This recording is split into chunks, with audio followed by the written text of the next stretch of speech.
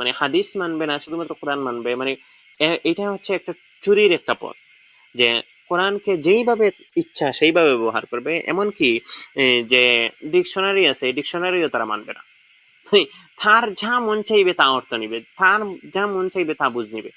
মানে হচ্ছে যে সে কোরআন ব্যবহার করে যদি খ্রিস্টানও হয়ে যায় তাহলেও কোনো সমস্যা নেই।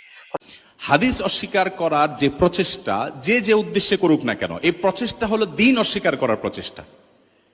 দেখেন বর্তমানে এমন একটা ফিতনা আমাদের এই চারিপাশে ছড়াচ্ছে, এবং বিশেষ করে এই ফিতনাটা ইসলাম বিদ্বেষী বেশিরভাগই মানসিকতা সম্পন্ন লোক এই ফিতনাটা প্রচার করে থাকে।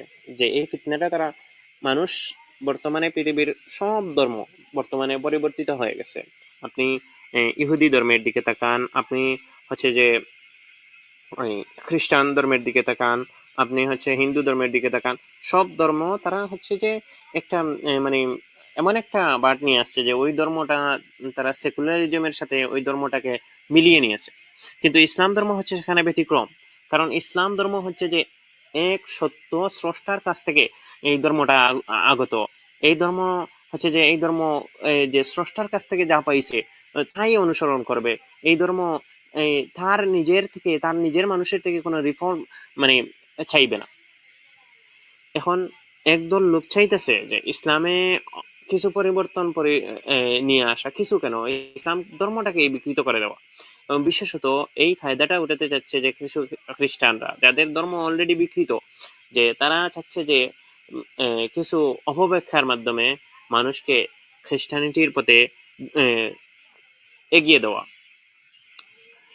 এরই ধারাবাহিকতায় বাংলাদেশে সহ সারা বিশ্বের মধ্যেই একটা ফিতনা বর্তমানে প্রবল আকার ধারণ করেছে, যে এই মুনকিরে হাদিস, মানে রাসূলুল্লাহ সাল্লাল্লাহু আলাইহি ওয়াসাল্লামের যারা হাদিস স্বীকার করতো, এই হাদিস স্বীকারকারীদের ফিতনা। এখন হচ্ছে যে এরা এই বিভিন্ন ভাবে অপপ্রচার, মিথ্যা তথ্য এগুলা ছড়াচ্ছে, এবং ছড়িয়ে তারা প্রমাণ করতে চাইছে যে রাসূলুল্লাহ সাল্লাল্লাহু আলাইহি ওয়াসাল্লামের হাদিস মানা লাগবে না, শুধুমাত্র কোরআন, শুধুমাত্র কোরআন মেনেই তারা পারবে। এবং এই যে শুধুমাত্র কোরআন, মানে হাদিস মানবে না, শুধুমাত্র কোরআন মানবে, মানে এটা হচ্ছে একটা চুরির একটা পথ। যে কোরআনকে যেইভাবে ইচ্ছা সেইভাবে ব্যবহার করবে, এমনকি যে ডিকশনারি আছে এই ডিকশনারিও তারা মানবে না। মানে তার যা মন চাইবে তা অর্থ নিবে, তার যা মন চাইবে তা বুঝ নিবে। মানে হচ্ছে যে সে কোরআন ব্যবহার করে যদি খ্রিস্টানও হয়ে যায় তাহলেও কোনো সমস্যা নেই। কোরআন ব্যবহার করে যদি সে ইয়াহুদিও হয়ে যায়, কোরআন ব্যবহার করে যদি সে হিন্দু হয়ে যায়, তাহলেও তার কোনো প্রবলেম নেই। এখন যে বিষয়টা,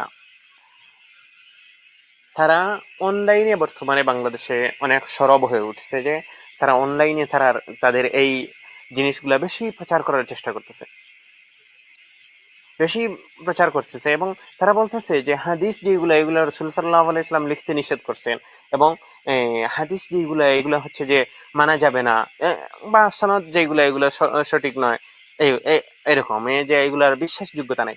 কিন্তু এইখান থেকে তাদের কাছে যে প্রশ্নটা আসে, যে আপনারা যে হাদিস অস্বীকার করেন, যে হাদিসের সনদ সঠিক হতে পারে না, সনদে বিভিন্ন সমস্যা থাকতে পারে, হ্যাঁ, এই জন্য আপনারা হাদিস অস্বীকার করতেছেন।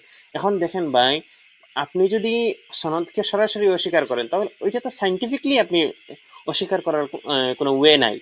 আপনি হচ্ছে যে আপনার একটা অন্ধবিশ্বাস থেকে মনে করেন যে ওইটা অস্বীকার করলেন। এখন তো আপনি যদি অন্ধবিশ্বাস থেকে কিছু ধরনের এ ধরনেরও ফিলোসফার আছে পৃথিবীতে যারা মনে করে যে পৃথিবী এক্সিস্টই করে না, মানে এটা হচ্ছে আমাদের অহম, পৃথিবী এটা একটা ধারণা। তো এরকম আপনি যদি অন্ধবিশ্বাস থেকে মনে করেন যে আপনি অস্বীকারই করে ফেললেন হাদিস, এখন তো ঠিক সেই প্রক্রিয়ায় দেখলে, আপনার প্রক্রিয়ায় যদি আমরা, আপনি হাদিসকে যে প্রক্রিয়ায় ধরতেছেন এই প্রক্রিয়ায় যদি দেখি, তাইলে তো আপনি কোরআন মানারও কথা নয়।